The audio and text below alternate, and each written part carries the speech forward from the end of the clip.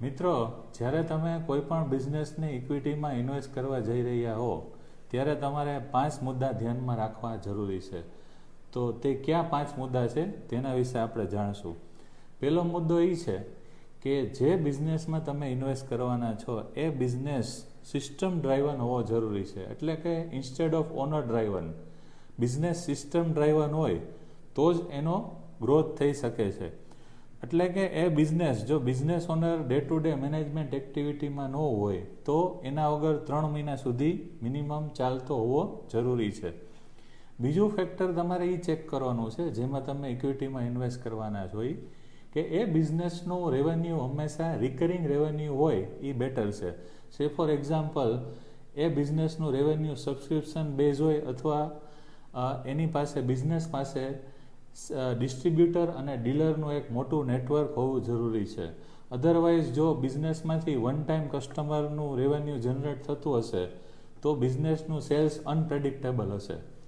ત્રીજું ફેક્ટર તમારે એ ચેક કરવાનું છે કે જે બિઝનેસમાં તમે ઇક્વિટીમાં ઇન્વેસ્ટ કરો છો એ બિઝનેસમાં કોઈ પણ એક કસ્ટમરમાંથી 10%થી વધારે રેવન્યુ જનરેટ થતું ન હોવું જોઈએ.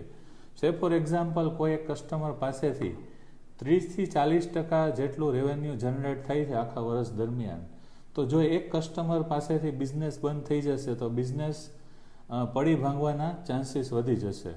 એટલે કે બિઝનેસનું રિસ્ક વધી જશે. એટલે કે કોઈ પણ એક કસ્ટમર પાસેથી 10%થી વધારે રેવન્યુ જનરેટ થતું ન હોવું જરૂરી છે. ચોથું ફેક્ટર તમારે એ ચેક કરવાનું છે કે એ બિઝનેસના ઓડિટેડ ફાઇનાન્શિયલ ક્લીન હોવા જરૂરી છે. એટલે જે ઓન પેપર ફેક્ટ્સ અને ફિગર્સ જે છે, સેલ્સ, પ્રોફિટેબિલિટી અને કેશ ફ્લો, તે રિયાલિટી સાથે પણ મેચ થતા હોવા જરૂરી છે. અધરવાઇઝ તે બિઝનેસ રિસ્કી બની જશે.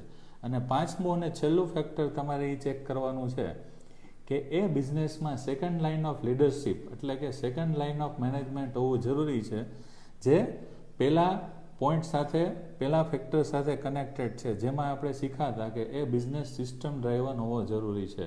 એટલે કે ડે ટુ ડે મેનેજમેન્ટની એક્ટિવિટી મેનેજ કરવા માટે જો સેકન્ડ લાઇન ઓફ મેનેજમેન્ટ હશે તો બિઝનેસ મેનેજ કરવો ઇઝી રહેશે. Thank you very much.